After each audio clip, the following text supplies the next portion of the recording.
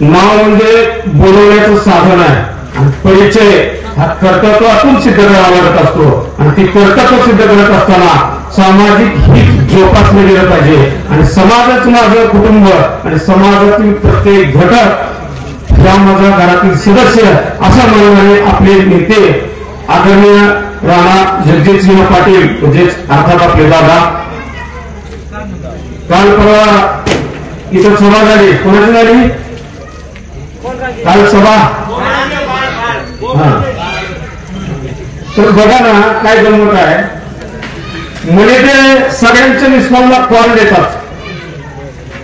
ऐकले बराच वेळेस ऐकलं पण विकासाच्या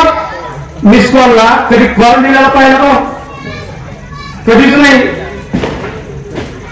आणि इतकं खोटं बोलणं चालू केलंय भयंकर परवा फेसबुकला पोस्ट बघितली आहे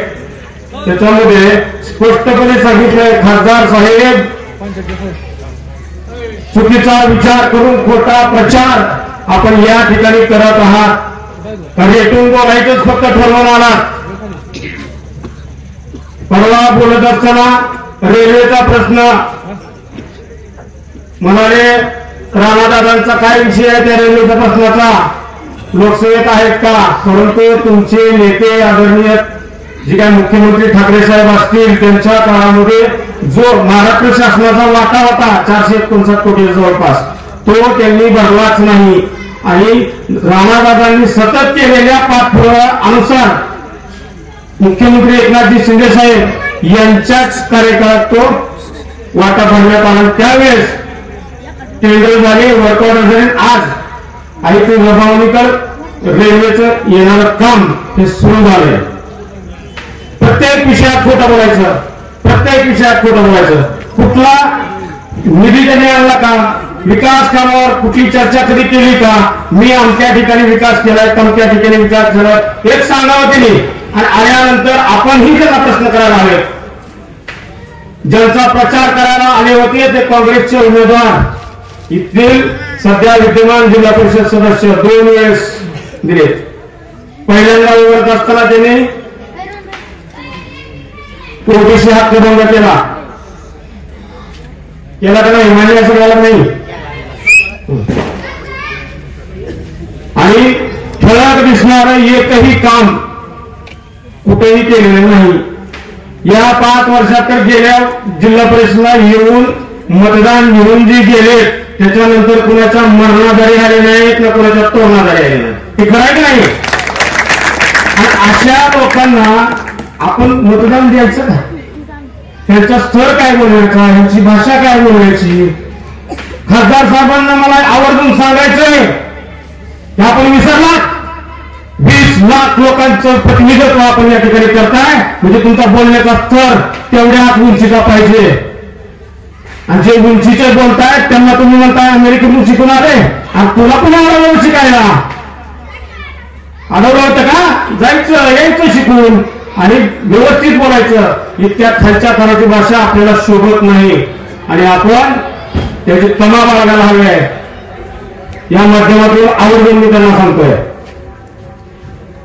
हेच ज्यांचा प्रचार करत चुकले ते उमेदवार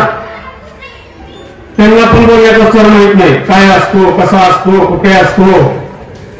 उठ सूट तोडाला येईल ते बोलणारे हे उमेदवार कुठलाही विकास न करणारे पद मला मी छोटा होतो त्यावेळेसपासून ऐकतो मी हे राष्ट्रीय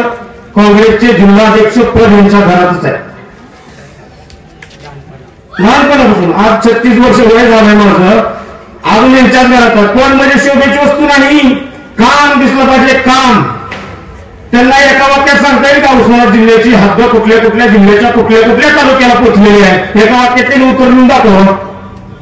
देतील का मग उद्या काय आमदार करून एरी ठेवायचं का पत्ती शोभेची वस्तू म्हणून पाहिल्याला बसायचं का त्याला असे असणारे उमेदवार आणि त्यांच्या विरुद्ध असणारे आपले उमेदवार जे फक्त विकासावर बोलतात कधीच कोणावर टीका करणे असा प्रकार आपल्या इथं केला जात नाही फक्त कर्तृत्व मगाशी सांगितल्याप्रमाणे फक्त आपलं कर्तव्य काय आहे आणि विकास काय आहे आज तुळजापूरचा विकास जो कायापालट आहे तो कुठल्या धर्तीवर चाललाय तर बालाजी देवस्थानच्या सगळे कामं चालत 2000 कोटीचा निधी आणलाय. ह्याच्या अगोदर पण निधी आणला होता. त्यांनी सांगतेच भाषणात की आमच्या विलासराव देशमुख साहेबांनी आणला निश्चित आणला होता 300 कोटी रुपयाचा तुळजापूर विकास प्राधिकरणाचा निधी आणला होता. पण त्याच्यानंतर 1 रुपया कधी कुठून कुणीच आणला नाही. फक्त तो आणलाय तो राणादादांनी आणला. हे आपण कधीच विसरायला नको. जास्त बोलणार नाही, दादांचा पण बोलायचं आहे.